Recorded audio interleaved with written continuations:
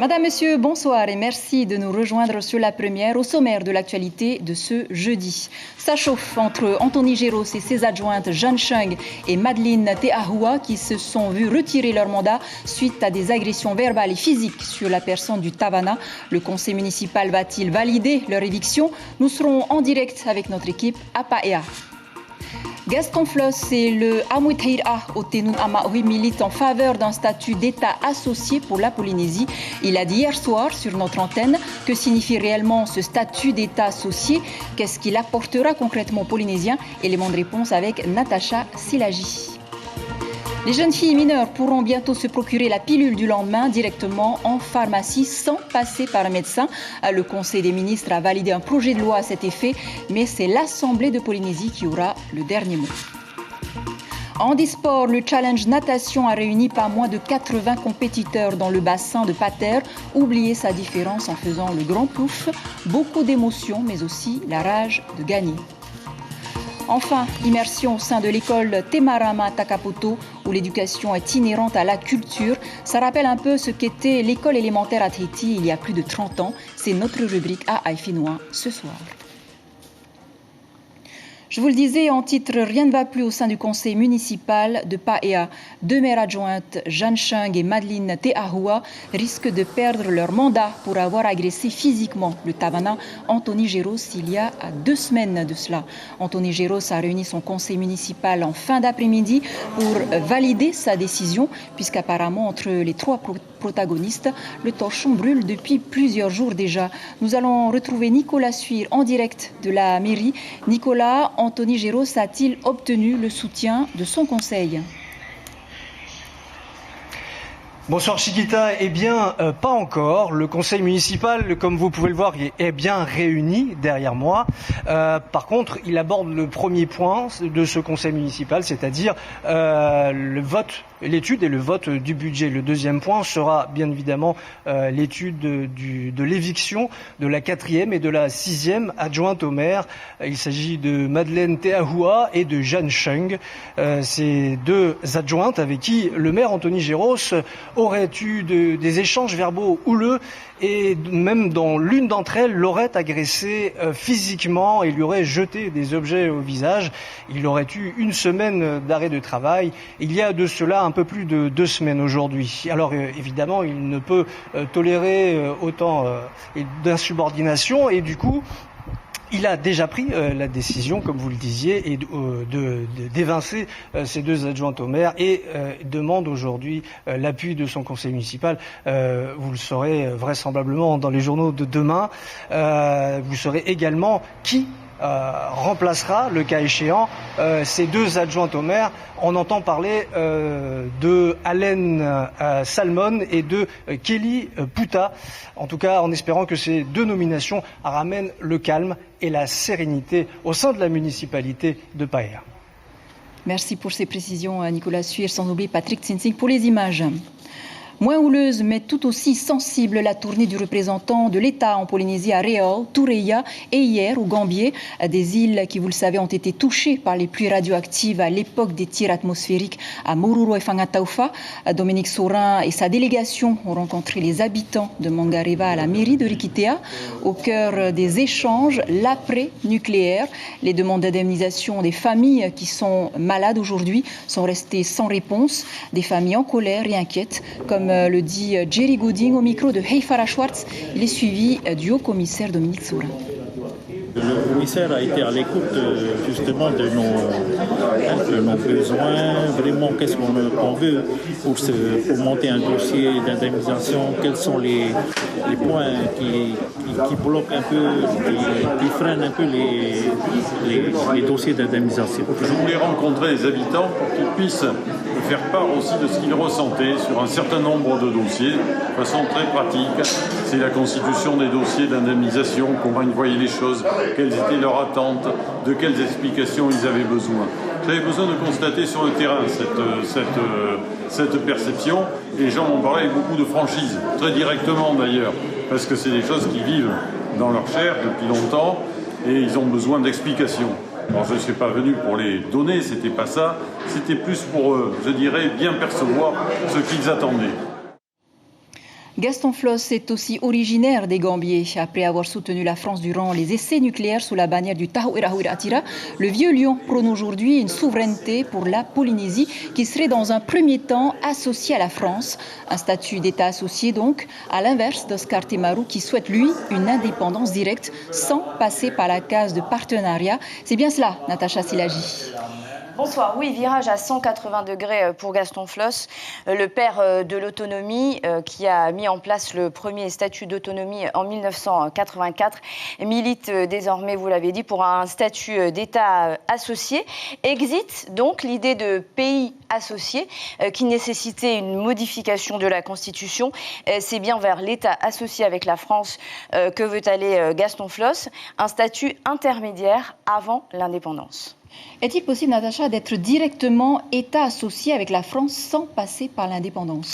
Alors non, impossible. Il faudra d'abord passer par la case indépendance si la Polynésie veut devenir État associé, puisqu'elle va devoir négocier en tant qu'État polynésien face à l'État français et des négociations en fait d'État à État, d'égal à égal. La Polynésie aura donc toutes les compétences au moment des négociations pour un partenariat juste et équilibré. C'est l'idée en tout cas. C'est ce qui va se passer justement en Nouvelle-Calédonie avant la fin de l'année si la population dit oui à l'indépendance. Alors en ce moment, des discussions sont en cours au ministère des Outre-mer puisque si le référendum le 12 décembre prochain dit que la Nouvelle-Calédonie est indépendante, la Nouvelle-Calédonie cessera d'appartenir à la République française. Il cessera d'appliquer le droit français, ce qui veut dire qu'en clair, elle aura de nouveau toutes les compétences régaliennes, un accès à un statut international plein et entier, et elle pourra mettre en place sa propre nationalité, la nationalité calédonienne. Donc en clair, la Calédonie devient demain indépendante, elle pourra négocier des traités internationaux avec tous les États, pas seulement avec la France, c'est elle qui choisira d'avoir un traité global dans le cadre d'un État associé, ou alors un traité par thème, que ce soit pour la sécurité, la justice ou la défense, par exemple.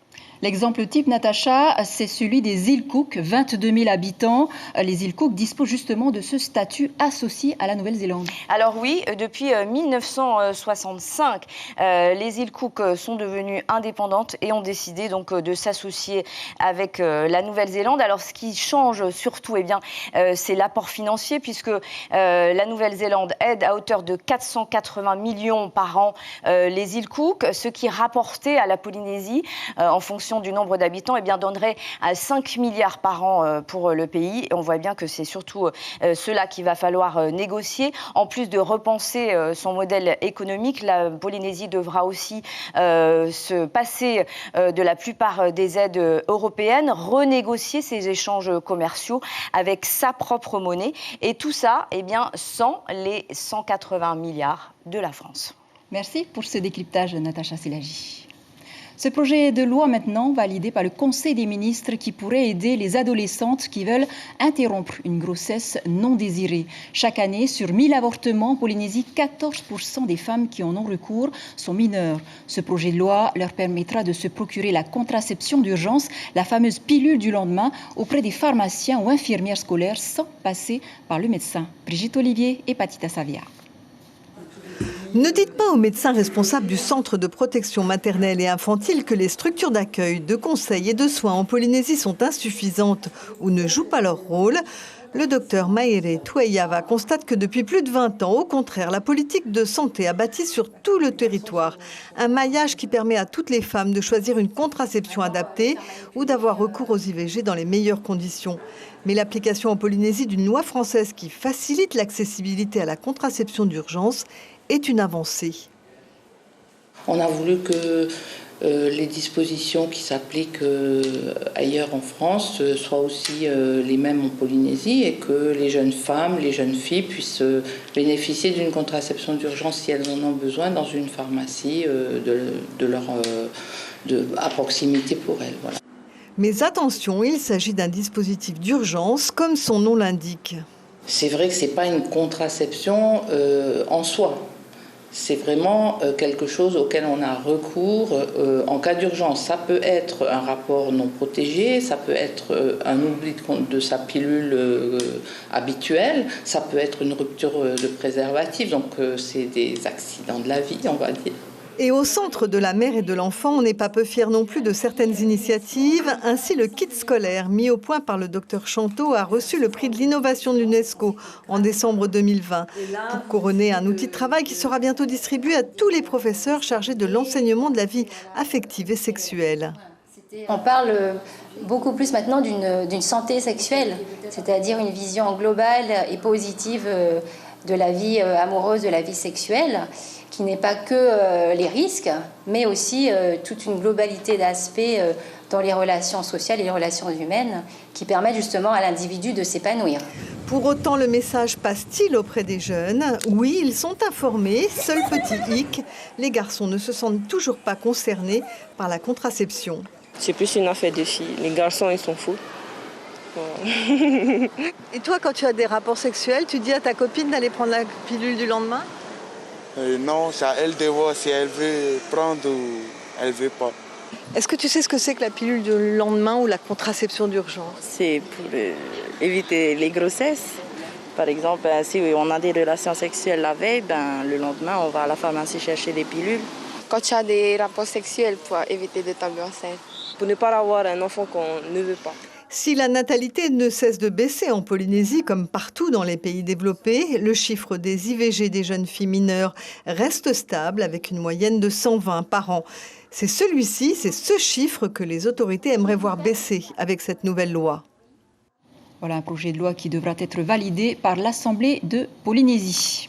Et notez que demain, Liliane Valois, directrice territoriale de la protection judiciaire de la jeunesse, sera l'invitée café de votre matinale radio. Dans un tout autre contexte à présent, ici, la généalogie pour les filiations pouvait résoudre les problèmes de litige foncier. Pour illustrer leurs propos sur le sujet, Raymond Graff et Lucien Théavaille ont évoqué le fameux litige des îles Actéon. Quelques ayants droit qui revendiquent leur droit de propriété sur ces 7 atolls, comme d'autres, sont venus aujourd'hui s'informer pour mieux constituer leur dossier. La clé, selon les intervenants, pour obtenir gain de cause devant les tribunaux. Les précisions de Lucien Théavaille au micro de Heyari Tahiata. Aux deux SCI concernant les îles Actéon, donc voilà où est-ce que ça en est. Mais moi, sur ma vision des choses, c'était que de partir carrément sur les premiers revendiquants, parce que apparemment ces îles sont occupées pratiquement depuis 1850. Donc ça faisait pratiquement 100 ans qu'ils étaient sur les îles, avant que cette histoire du Kamika, que les accords avec le Kamika se mettent en place, quoi. Donc voilà. Un sujet très délicat en tout cas. En handisport, le challenge natation a réuni pas moins de 80 compétiteurs et compétitrices à la piscine de Pater à Pirée. Parmi les participants des 7 associations venues des 4 coins de Tahiti, des enfants, mais aussi des adultes en situation de handicap. Tous avaient soif de cette rencontre, mais surtout de victoire, comme ont pu le constater Iho Etif Afana et Hiro Terorotua. Aujourd'hui, les champions, ce sont eux. Leur défi, nager sur une distance de 25 mètres. Atteints d'un handicap différent, ils se sont tous retrouvés autour de la piscine, joyeux. Un événement tant attendu pour qu'ils puissent se défouler et changer leurs habitudes. C'est aussi ça, la magie du sport. Ça nous change un peu de la presqu'île et pour notre handicap aussi. Oui, ça fait beaucoup de bien. Ma hanche, j'ai une prothèse, mais maintenant je souffre énormément parce qu'elle me fait très très mal. Quand je suis dans l'eau, ça n'a pas le même aspect que quand tu marches. Tu es venu pour gagner ou pour participer? Les deux, voyons. Le sport est accessible à tous à condition d'avoir de la volonté, car quand on veut, on peut. AVC. Ah ok. Oui. C'est suite d'un AVC alors? Oui.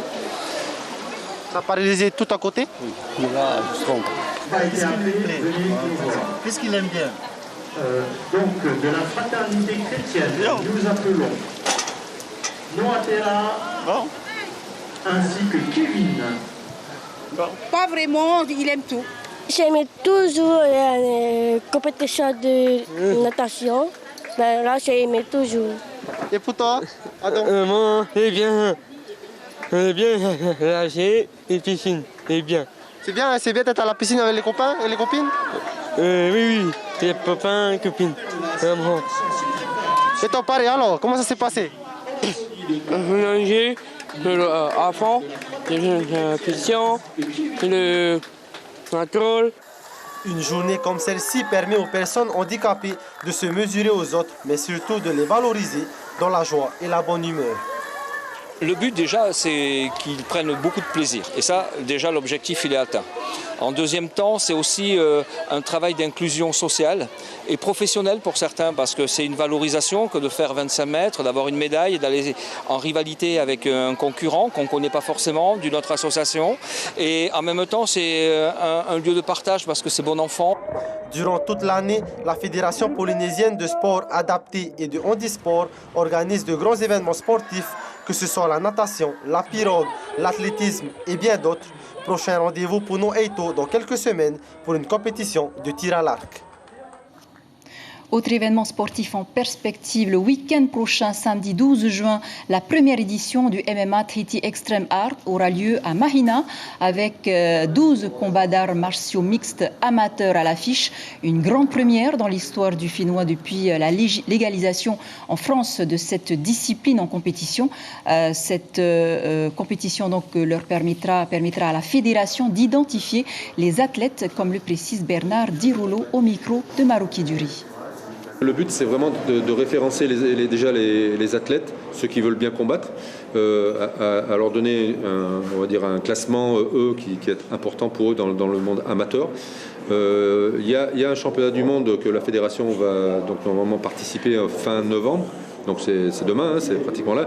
Il faut quand même des références, il faut des gens qui aient combattu, pas juste fait des combats comme ça dans les clubs comme ça. Donc ça peut aider. On va carrément faire une semaine, on va dire MMA, avec un stage et qui se terminera par la compétition. La venue le but, c'est ça l'objectif de combattants étrangers, toujours en amateur, et aussi la venue d'un arbitre international, à la fois pour chapeauter un petit peu tout ça, donc qui est celui qui est venu faire la formation ici en décembre, Ahmed Korchi, qui est arbitre UFC.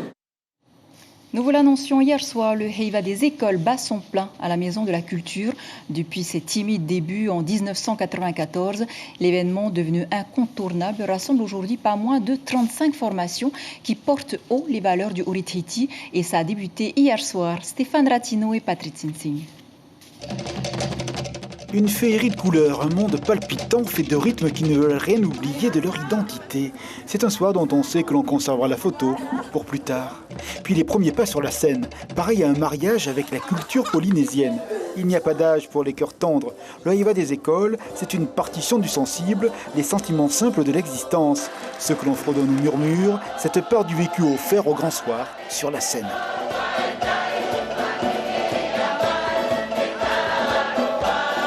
C'est un plaisir de tout cœur. Hein. Ça fait rappeler un peu quand on a fait le tour du monde avec Gilles Hollande, pareil. Devant tout ce public, devant tout ce monde, ça fait quelque chose. Beaucoup de souvenirs parce qu'il y a des chants qui datent de bien avant d'entendre, des chants d'antan, quoi. Sur la scène, le monde est grand. Il y a les jeux de lumière, les rythmes et les mouvements à l'unisson, une autre dimension, et le regard du public sur les efforts consentis pour parvenir à l'harmonie. Car ce Heiva des écoles est une initiation, le début d'un quelque chose, après la scène, être même et autre, merveilleusement. Moi, c'est la première fois que je danse, du coup, je suis carrément contente. Là, moi, dans le public, j'ai regardé que ma famille, merci d'être bénie. Et le cœur battait fort? Oui, on avait le tract. Ouais, bon. La scène est grande, hein? Oui, beaucoup. Ouais, grave. C'était impressionnant pour moi, hein, vu que c'est ma première fois. Moi, c'est ma deuxième fois, du coup, c'est toujours un plaisir de venir ici. En fait, depuis 27 ans, ce rendez-vous culturel est devenu évidence. Un chemin, le chemin des écoliers, le cours chantant et dansant. Il va de l'enfance à l'art de transmettre cette part des ancêtres de soi-même que les parents aiment voir vivre avec tendresse, un message complice, tout simplement. C'est notre culture ici à Tahiti et voilà, la danse, ça fait partie de nous. Même moi, je suis ancienne danseuse. Ouais. Voilà, ben, j'ai arrêté. Maintenant, je suis trop fière de voir ma fille sur scène pour la deuxième année. Tu sais que ta maman et ton papa, ils sont fiers de toi? Ils m'ont dit, elle danse super bien. Qu'est-ce que tu en penses, toi? Moi, je pense que j'ai bien dansé et merci aussi. C'est Mereho qui m'apprend la danse et ça se passe bien. Et tu aimes danser ici à la Maison de la Culture pour le Haïva des écoles? C'est 2 fois que tu viens, c'est ça? Oui. Tu reviens l'année prochaine? Je vais voir. Le Haïva des écoles, c'est du bonheur à partager, simple et léger à l'image de la félicité. Sur la scène, personne n'a envie d'éteindre la lumière jusqu'au 13 juin. Du glamour, toujours. Samedi, ne manquez pas la soirée de gala Miss Tahiti. Vous voyez ici sur les images les 10 candidates en pleine répétition. Vous le savez, le concours cette année fête ses 60 ans. À cette occasion, les différents tableaux du gala Miss Tahiti rendront hommage à ces 6 décennies, comme nous l'explique Mehani Moura Bernardino au micro du Berliao. Pour le passage au Tahiti, on avait les années 70, donc on a essayé de respecter au mieux. Les années, on s'est inspiré des robes, on a pris des vieilles chansons, on a fait un medley. Et puis bon, elles ne dansent pas vraiment du Tahiti, mais on a adapté un peu à du défilé. Le gala, il va retracer les 30-40 premières années de Miss Tahiti, donc des années 60 à 90. Du coup, on va se retrouver nostalgique avec des chansons de l'époque. Et on a un passage en hommage à Esther Tefana aussi, qui était une grande chanteuse de l'époque. Et ça sera le passage robe de soirée. Voilà, la soirée de gala Miss Tahiti, c'est samedi dès 19h en Facebook Live sur Polynésie La Première. Et pour clore ce journal, on vous emmène à Takapoto au sein de l'école Temarama, située au village de Fakatopateri. On est loin des clichés que l'on voit habituellement à Tahiti. Une grande part d'éducation là-bas est donnée à la culture. Immersion avec ce reportage de Ponuatuti.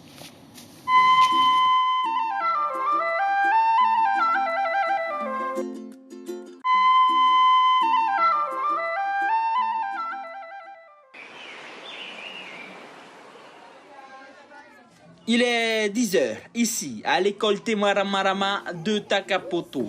Cartable et stylo rangés, tous les élèves et professeurs se retrouvent dans la cour de l'école pour 2 heures d'activité traditionnelle. Avant de démarrer, place à la chorégraphie. Il ne s'agit plus de danse tahitienne, mais bien d'une danse très tendance chez les jeunes et les enfants. L'effet TikTok a atteint cet atoll du bout du monde.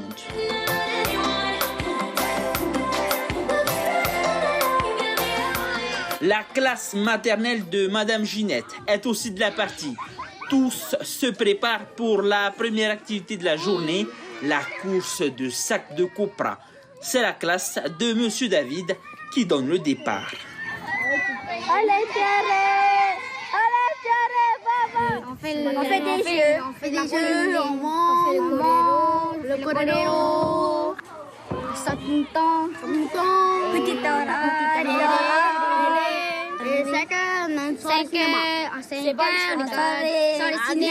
Netflix. Sous les applaudissements et les encouragements des autres élèves, l'ambiance est assurée. Pour David, le directeur d'école, il est important de garder cette fibre culturelle pour transmettre le patrimoine Paumotu. Nous avons voulu mettre en exergue la langue Paumotu, où chaque cycle avait donc un support, un thème à travailler. Donc, ils ont beaucoup apprécié la façon dont les enfants se sont exprimés en Paumotu. C'est vrai que ce n'est pas souvent leur discours du quotidien. Donc, il faut aussi qu'il y ait la participation des parents pour que la langue puisse vivre, la langue Paumotu en elle-même. Voilà. Ils finiront leur journée quotidienne par un cocktail Paumotu. Aujourd'hui, au menu, il y a du frawa avaro, du pain au lait de coco. Un régal pour les papilles de ces jeunes écoliers. En attendant, les élèves seront encore sur les bancs de l'école jusqu'à midi.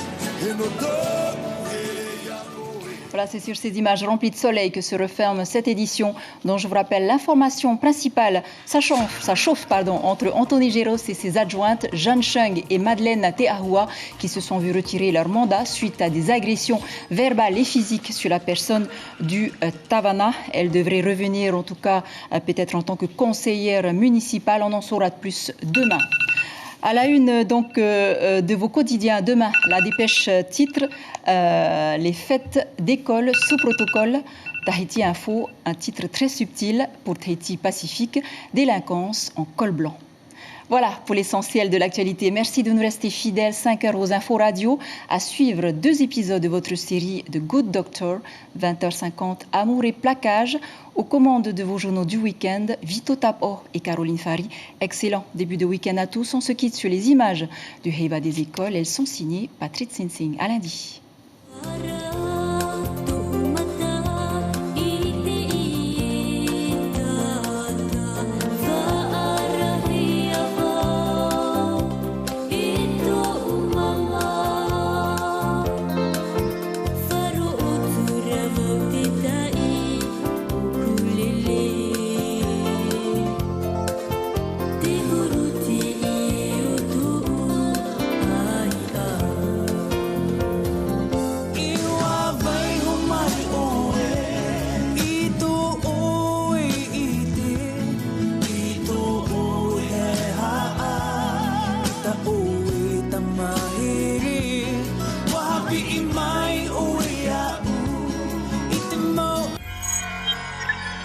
Retrouvez ce programme en replay sur notre site internet